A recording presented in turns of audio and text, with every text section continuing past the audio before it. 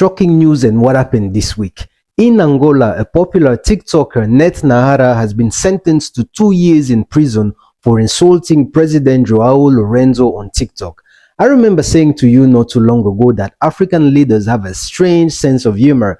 By African leader, I mean their entire administration, not just the individual. And this lady, initially, her sentence was 6 months. What is 6 months? You can leave, come back, and still find your girlfriend pregnant. However, an appeal court decided that 6 months was too lenient, so they increased it to 2 years. But I'm sure you're wondering, what did she say? What is the crime? Well, according to report, she accused the president of anarchy and disorganization and blamed him for problems such as the lack of housing, schools, and employment in Angola. Listen, in my village they say, it is not because you know everything that you must tell people everything that you know all the time. You get it? On Tuesday, October 10th, I was surprised to be shocked to hear that Air France, the French company, announced it would resume flying to Mali on Friday 13th.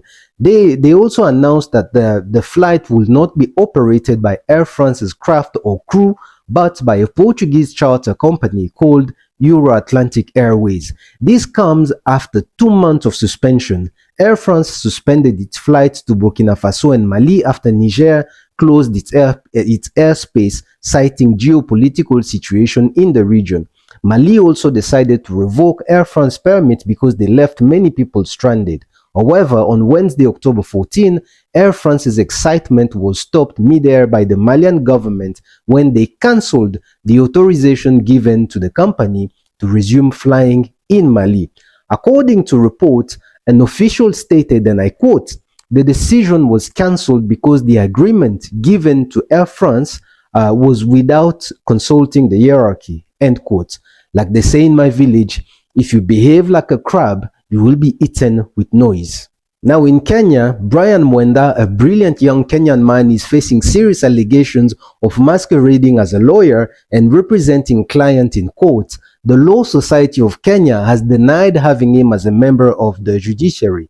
Now listen to this. It is also alleged that the man handled up to 26 cases before High Court judges, magistrates, and Court Appeal of Judges and won them all. If this is true, then this man is a genius. He did all that without any law qualification or license. However, the Law Society of Kenya is asking the authorities to arrest him.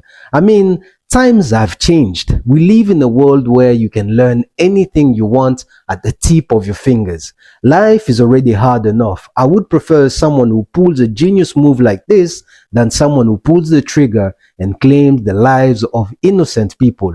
This legal battle is the only battle I would pay to watch, and this man shouldn't be punished, but helped. Oh la la la la, a new UN peacekeeping scandal has erupted in DRC involving sexual abuse and violence allegations against 8 UN staff.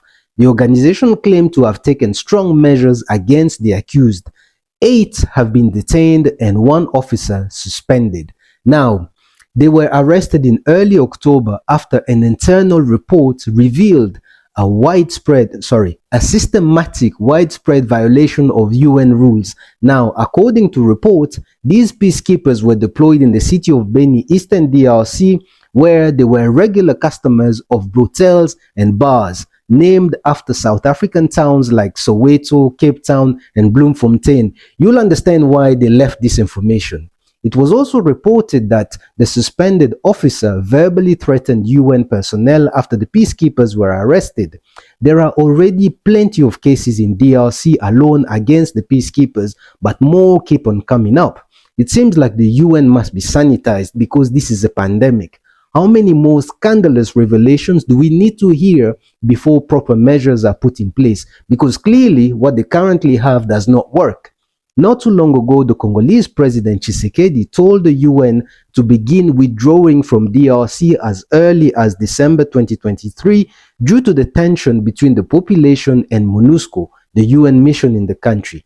Anyways, this is something I did find interesting while reading the various articles on the subject online. They made it clear that the suspects are part of the South African contingent of the UN mission in the country, which is something most media outlets rarely or never disclose. They usually just say UN peacekeepers. But what do we know? The Congolese president has been calling for a deployment of SADC countries' troops in DRC, and South Africa is part of the SADC countries. Will these scandals strain the diplomatic relation between the two countries? I don't know. Your guess is as good as mine. Now, the most popular leader in Senegal, Mr. Ousmane Sonko, convicted and imprisoned, was barred from running for the presidential election. A judge on Thursday lifted the ban preventing him from standing as the presidential candidate in Feb 2024, and this is according to his lawyer and his dissolved party. It is important to note that the court that ruled in his favor is from the town where he is the mayor. Now, as you can imagine, the state was quick to react and stated it would appeal this decision because they want him out of the race. Remember, in 2019's election, Mr. Sonko came third, and since his popularity keep on rising. He's like a piece of rock stuck in the shoes of the establishment while they are running a tight race, a tight marathon, and they are seeing the finish line. The current Senegalese president wanted to change the constitution to be able to run for a third term, but the people said no chance, and that ambition was folded like a dog tails between its legs. Anyways, there are so many charges against Mr. Ousmane Sonko. I'm even surprised he's not accused for participating in the English Princess car accident. Burkina Faso, under the leadership of Captain Ibrahim Traoré, decided to rename one of its main boulevards in Ouagadougou, the capital city, from Charles de Gaulle Boulevard to Thomas Sankara Boulevard. The change is in full effect today, October 15, 2023, and by doing so, the country is giving back to France its ancestor name because that name has no business being in Burkina Faso or Africa at large. I mean, if an English football fan in 1986 wouldn't name their child Diego Armando Maradona, why should we accept Charles de Gaulle? You see, as African, over the centuries, we've been made to love other people's stuff and overlook our own, whether it is our belief system, culture, language, ancestors, and more. Listen, I'm not even a Christian, but I read the stories. The character named Jesus went up to the mountain, then his face praying, then his face and clothes changed, and then all of a sudden his ancestor appeared and began talking to him. So far we good, no problem. However, if you see me do that, you will start avoiding me the same way some people avoid accountability. Now, some people call it black magic. I myself call it African science. It's all about the angles.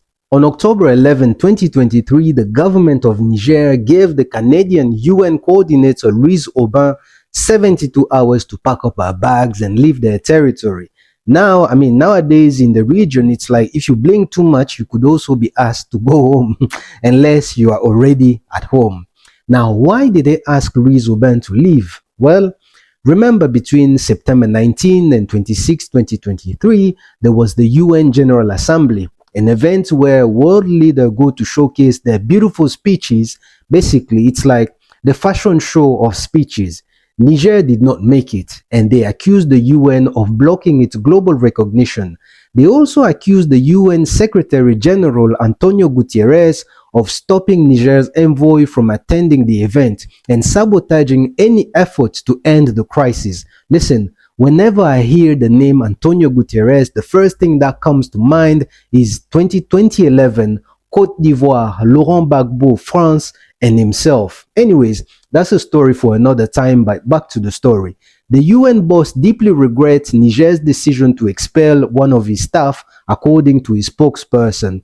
I'm pretty sure Niger also deeply regrets the UN's attitude towards them. If it's your first time interacting with my content, I would like to welcome you and let you know that I have a podcast on YouTube full of non-political stories. You can find it in the podcast sections of the channel. I also have a book of Proverbs which you can access through the link below. Moreover, I create fire content that speaks for itself. Please check out my catalog and thank you for your time. We, ni nini?